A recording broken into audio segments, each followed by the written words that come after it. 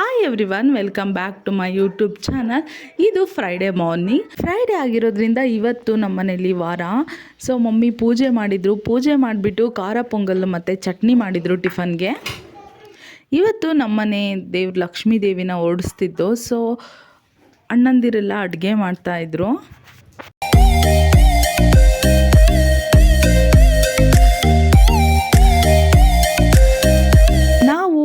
ನಮ್ಮನೆ ಲಕ್ಷ್ಮೀ ದೇವಿನ ಯಾವಾಗಲೂ ಹೊಳೆ ಹತ್ರ ಪೂಜೆ ಮಾಡಿಕೊಂಡು ಅಲ್ಲಿಂದನೇ ತಗೊಂಡು ಬರೋದು. ಒಲದು ಬಾ ಒಲದು ಬಾ ಒಲದು ಬಾ ತಾಯಿ ಲಕ್ಷ್ಮೀ ದೇವಿ ಒಲದು ಬಾರೆ ಒಲದು ಬಾರೆ ಒಲದು ಬಾರೆ ಒಲದು ಬಾರಮ್ಮ ಓಡಿ ಬಾರೆ ದೇವಿ ಒಲದು ಬಾರೆ ನಿನ್ನ ಒಲದು ಬಾರೆ ಒಲದು ಬಾರೆ